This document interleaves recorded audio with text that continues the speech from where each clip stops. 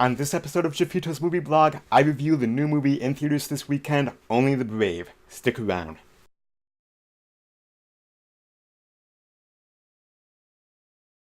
Welcome back to Jeffito's Movie Blog. I'm Jeff Malicki, and if you love movies as much as I do, make sure that you hit that subscribe button.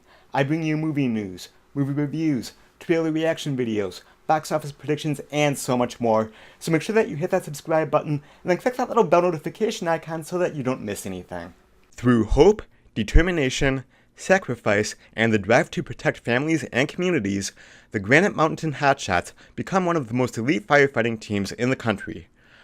While most people run from danger, they run toward it, watching over lives, homes, and everything people hold dear, forging a unique brotherhood that comes into focus with one fateful fire in Yarnell, Arizona. Only the Brave stars Josh Brolin, Miles Teller, Jeff Bridges, Jennifer Connelly, Taylor Kitsch, and Andie MacDowell. It is rated PG-13 for thematic content, some sexual references, language, and drug material. Only the Brave tells the real-life story of the Granite Mountain Hotshots, an elite group of wildlife firefighters in Prescott, Arizona. And that's all I'm going to tell you about the plot of this story because, honestly, that's all you need to know. It is about the brotherhood that these guys share as they put their lives at risk to save towns from wildlife fires. Josh Brolin stars as Eric Marsh, who's the leader of this team of firefighters. Miles Teller plays Brandon, who's a new recruit, and he was a drug addict and decides to turn his life around after he has a daughter with some girl he hooked up with a few months prior. Jennifer Connelly plays James Brolin's wife, and it is great to see her get more roles, and she turns in a great performance here. Jeff Bridges is in here too, and he is great. Everyone in this movie gives a great performance. Really, really solid. This movie was directed by Kosinski. Now, he's the guy behind Tron Legacy and Oblivion. And while I enjoyed both those movies, they aren't great films.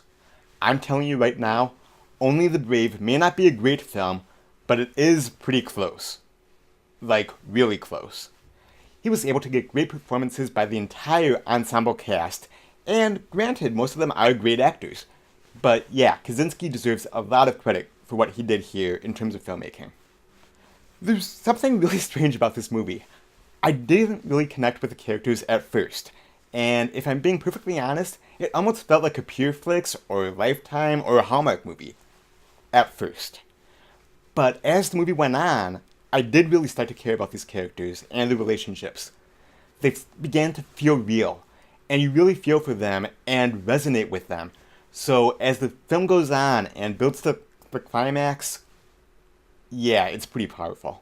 If you're familiar with the Yarnell fire, you know exactly what this is about. If you aren't familiar with it, I recommend not looking into it and going into this movie as blind as possible. I remember hearing about the event. I remember hearing about it on the news and whatever, but I forgot the magnitude of it. So when the climax of this film happens, yeah, I'm just going to leave it right there because I don't want to spoil anything for you. But again, it is powerful and I was completely unprepared for it. And I want you to have that same experience if you're not familiar with the event, because it is something else, man. Just really, really powerful stuff. I really can't think of any negatives other than the fact that it maybe could have been trimmed by a few minutes in the second act. But really, that is about it. This film was a total surprise to me. I was not hugely looking forward to seeing it on Thursday night.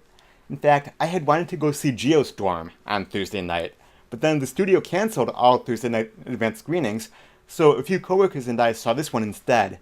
And man, I am so glad that I did. I'm going to give Only the Brave 4.5 out of 5.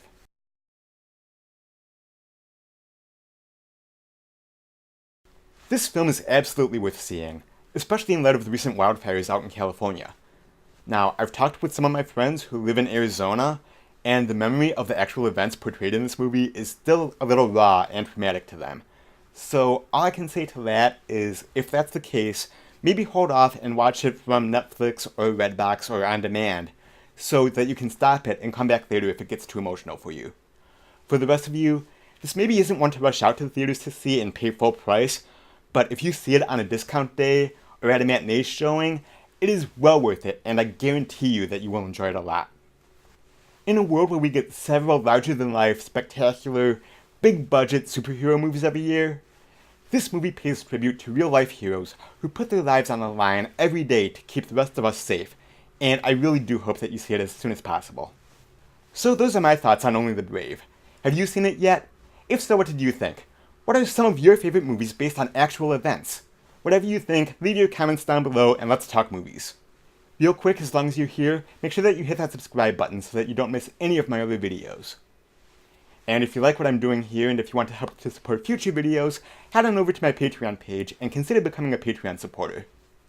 That'll do it for this episode of Jeffito's Movie Blog. Thank you so much as always for watching. You guys are the best.